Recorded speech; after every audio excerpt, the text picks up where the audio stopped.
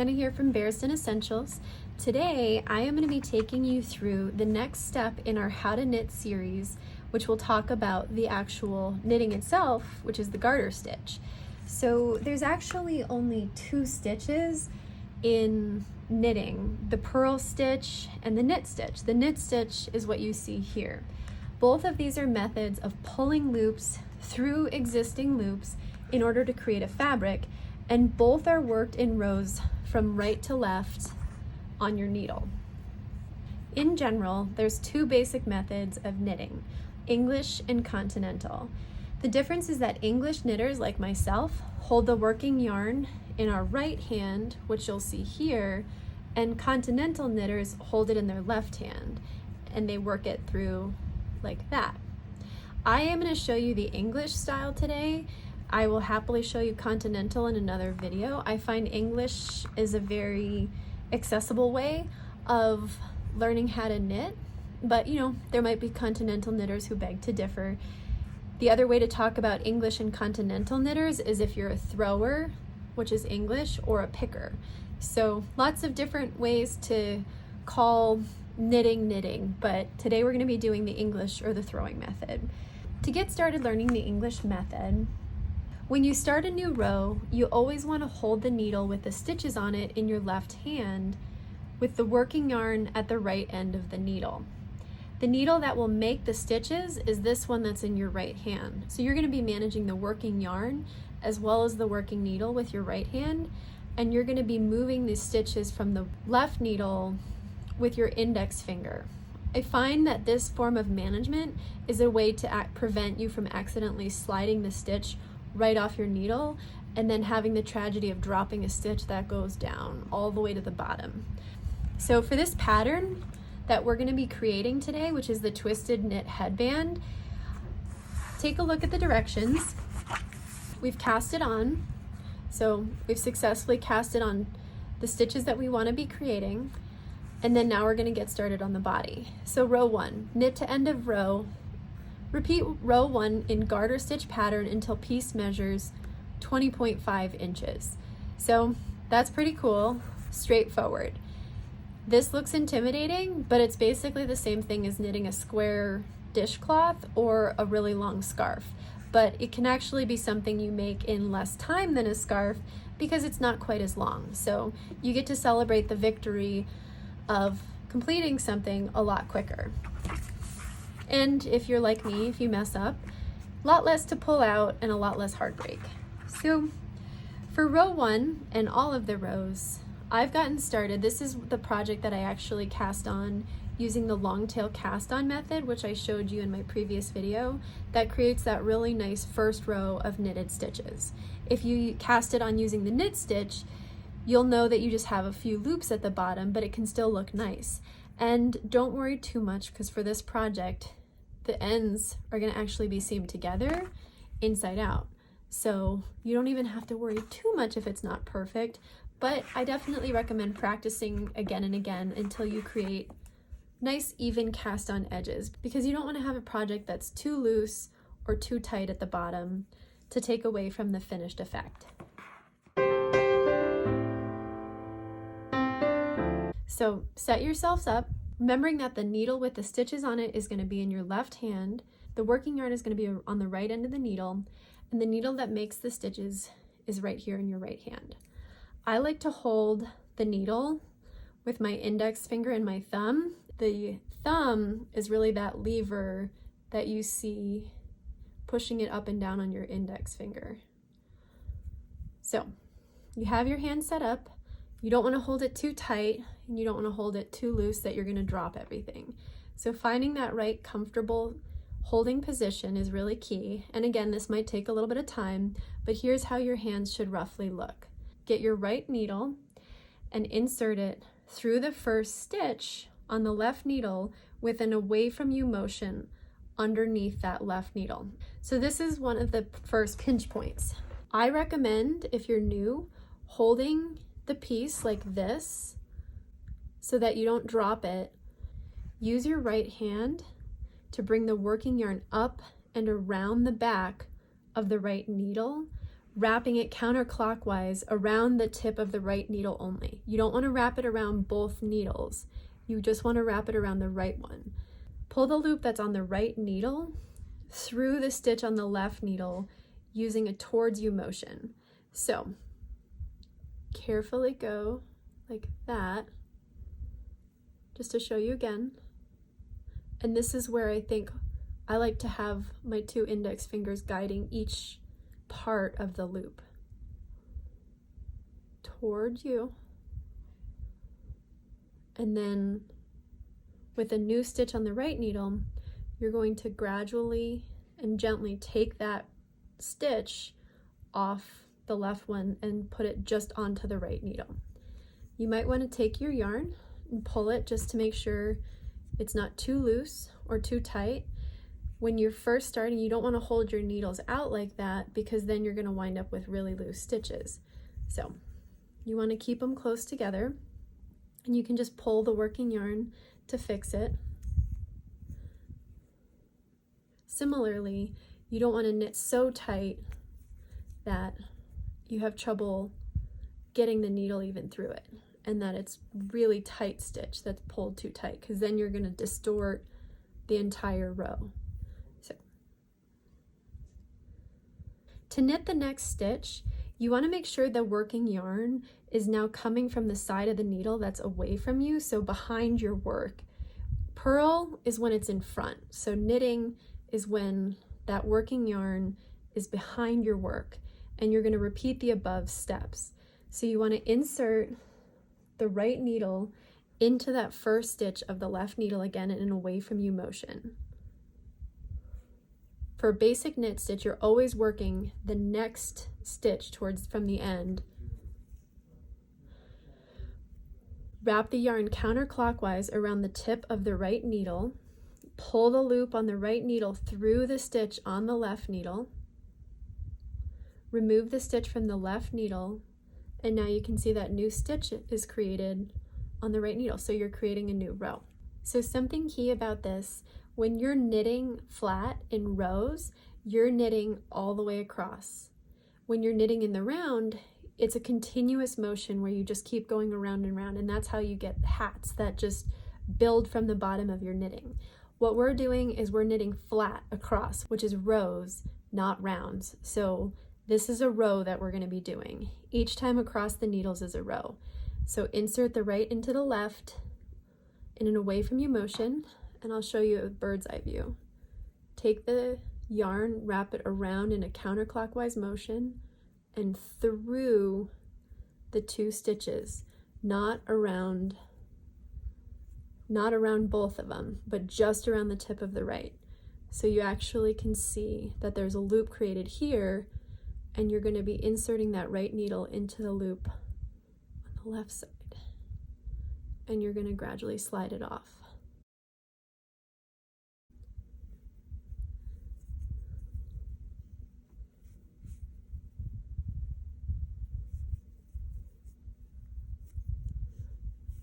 Again, I like to use my index finger as that litmus for how much space to keep in between the stitches.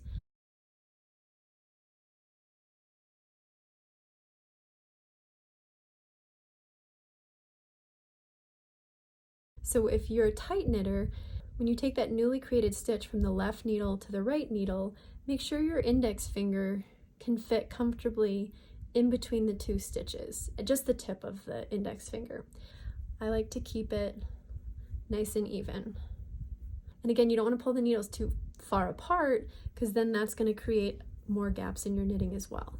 So you want to keep the needles pretty close to one another as you knit, and that's where you start to build some of that dexterity of being able to hold both needles with your 3 fingers like this, because then that prevents you from accidentally dropping the needle like that. Not that the stitch is falling off, but it can. And so if that happens, you want to get it back on the non-working needle, because you haven't worked the stitch yet. And it's easy to kind of freak out and be like, oh no, what do I do? What do I do? Hold it lightly and don't tug on the yarn when you're trying to do that. Look for that loop that just fell off and insert your needle gently back in through the loop so it's facing the correct way. You don't want to go around because then you wind up twisting the stitch. And another thing that happens is you split the yarn a lot. You want to try to avoid splitting the yarn because not only does it create weird bumps, but it also weakens the yarn so it's more likely to break, and then you have a hole in your sweater. So you want to get it back so the little notch is all facing the same direction as the others.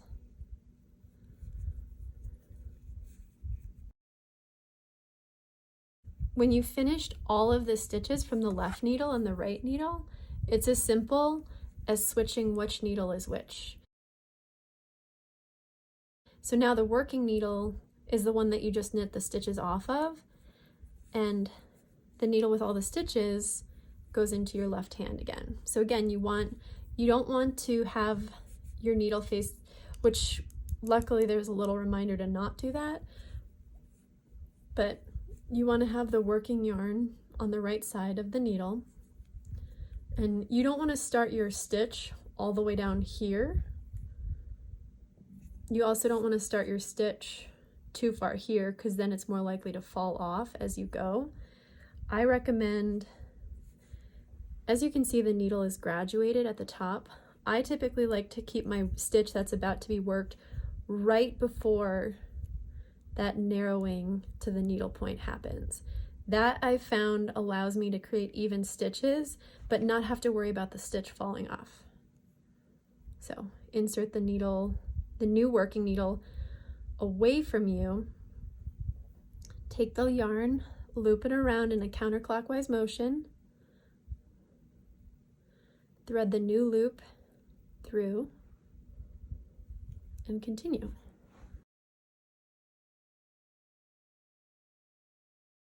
And what you start to notice is that your fingers learn how to sort of work in symphony with one another.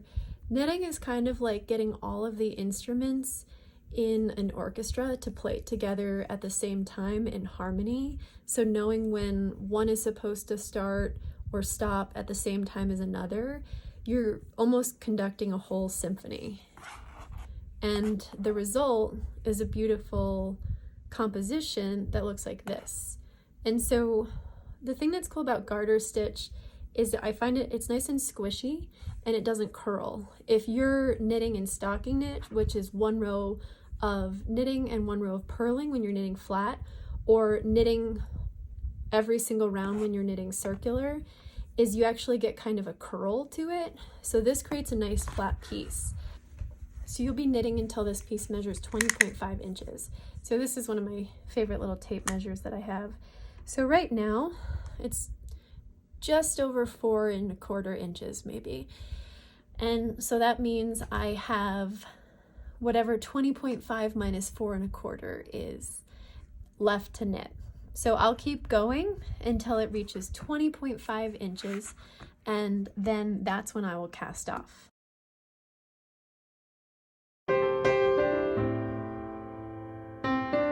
So once you've knitted a few rows, you can actually start to get a sense of what kind of knitter you are. Maybe you knit a little too tight or a little too loose, or a mix of both. The thing is our needles are actually the perfect tool for helping to guide us to prevent those kinds of issues. So make your simple yet amazing piece of technology work for you. So it's not as complicated as an iPhone, but what it can produce is pretty amazing. So you have the shaft of the needle, which is cylindrical and even in shape. And then you have that tapered edge that you can use to help with guiding the stitches on and off.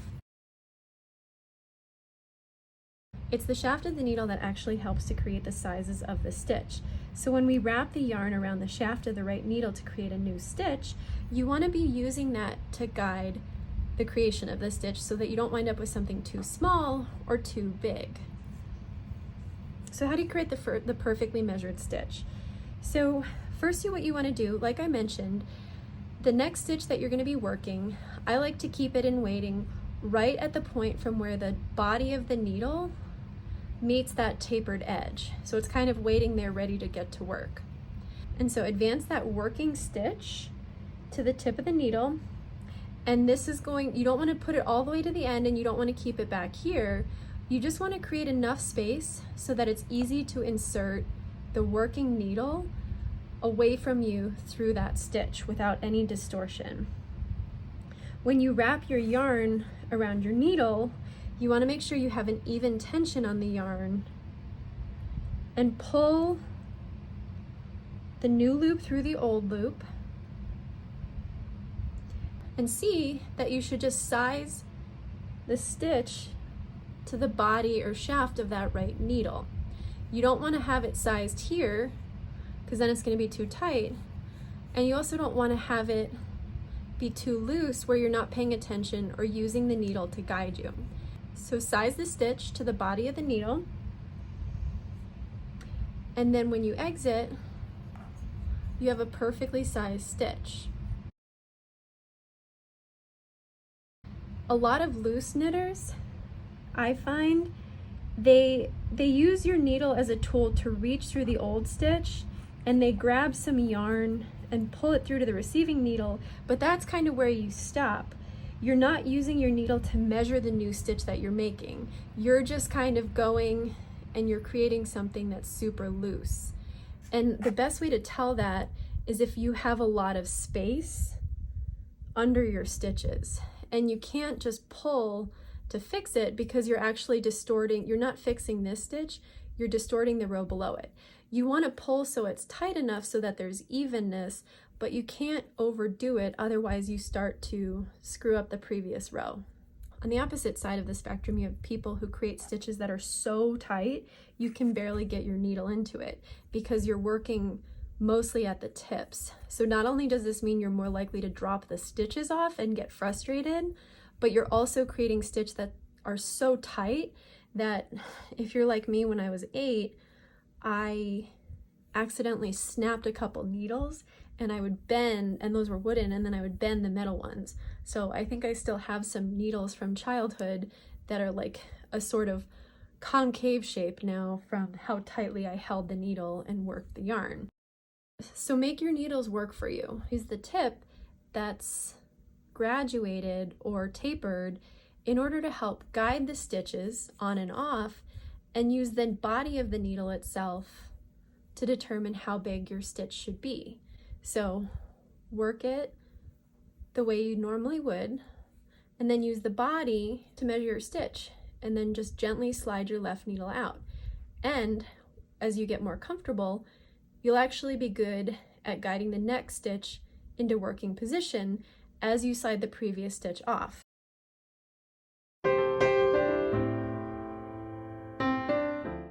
So now that you have a sense of how you knit and how to create the stitch and how to create an even stitch, you're thinking it's smooth sailing from here on out.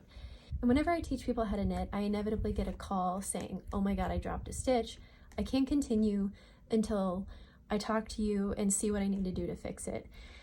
And when you drop a stitch, it's easy to go into panic mode and to kind of pull your yarn apart on the two needles, which makes it drop even further down. And the thing is, you can fix a drop stitch. All you need, you can use an embroidery needle, but I find crochet hooks are actually really useful. If you happen to have a crochet hook, it does make things a lot more easy. The first thing to do is to just gently put your knitting down so that you don't exacerbate whatever you've created, and to take a look at which stitch it is that you dropped. So for purposes of this one, I'm actually going to drop a stitch in the middle of the row on purpose. I'm going to accidentally drop a stitch and create a ladder.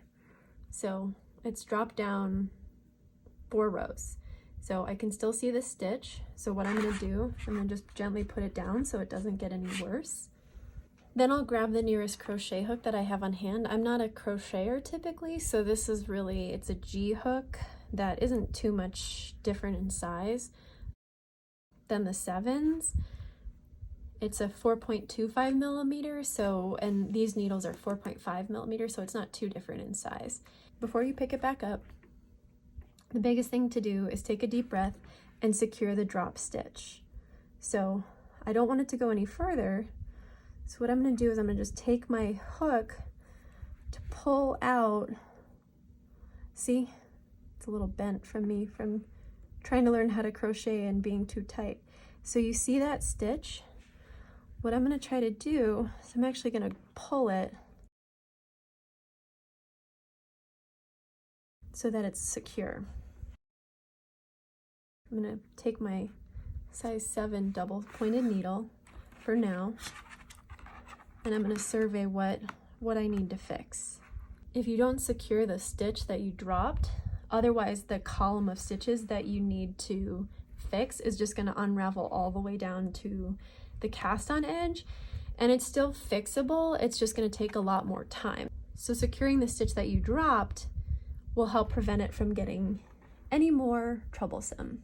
Anything will work for this, from a safety pin to a spare needle or even a pencil will do the trick.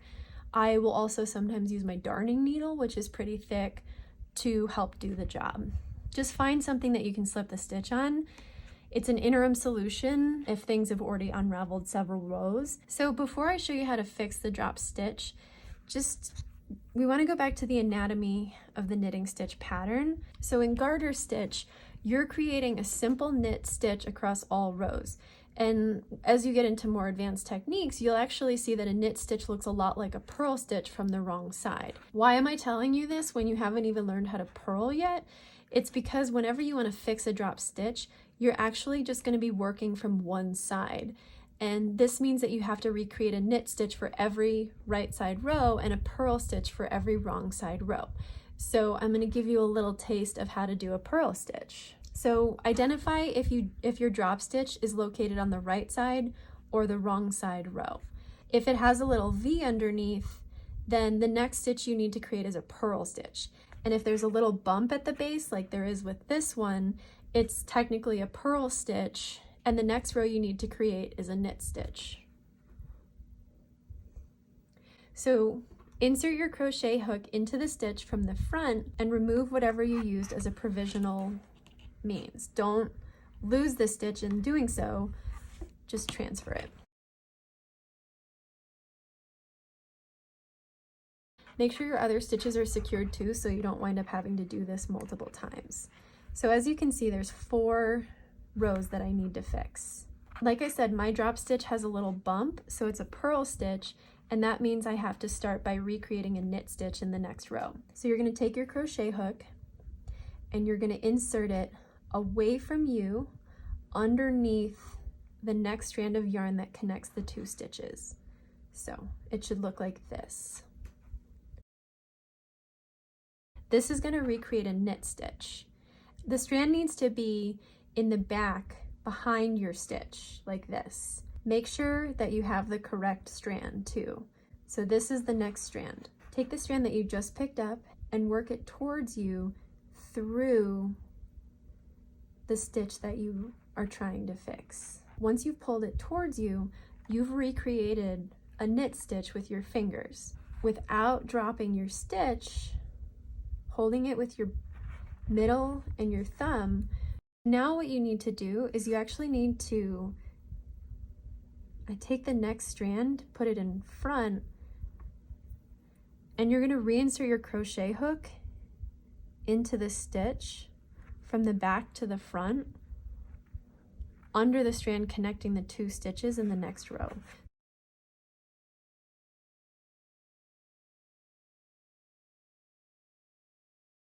That new strand needs to end up being in front of your stitch so you can pull it through. So this requires, if you're not a crocheter like I am, this requires a lot of dexterity and practice that I have to always refresh myself on. So it needs to end up like that. And what you're going to do is you're going to repeat these steps until you're able to lift the fixed stitch back onto your left needle. So this next one, I'm going away from me and under the strand for a knit stitch. and you're pulling it through the drop stitch. You want to make sure that you're not accidentally twisting the loop as you go. One other note, we only have one row left to fix, and sometimes your knitting only unravels one row, and in this case you can actually fix the drop stitch using just your knitting needles. And so what you'll do instead of having it on a hook is you'll pick up the drop stitch with your left needle. So I'm going to just transfer that here. We're done with that for now. And I actually made a mistake here because you actually want the strand to be in front of your stitch. So I'm going to work the strand up and over using my 2 needles, and then now the strand is in the front that I have to correct. So you want to insert your right needle into the drop stitch coming from behind and going underneath the strand or the bar at the same time. So should look like that. You want to purl the drop stitch by pulling the strand through. So purl is just inverted knitting. So that's a purl stitch. Pull the strand through. And you want to slip the rescued stitch back onto the left needle, and then you're actually able to continue knitting as normal. So those are just a couple strategies that you can use to rescue stitches if they drop. And back to normal. So these steps that I've shown you will take you all the way from casting on to the last knitting step of this project, which is casting off. I will be showing you how to cast off in my next video. So for now, focus on getting the desired length that you need for your particular twisted turban headband, and then come back and watch my video on how to cast off. Thank you so much for joining me. As always, if you have any questions or requests for more videos of a certain kind, you can always email us at bearsdenessentials@gmail.com, or you can leave me a note in the comments. Thanks again.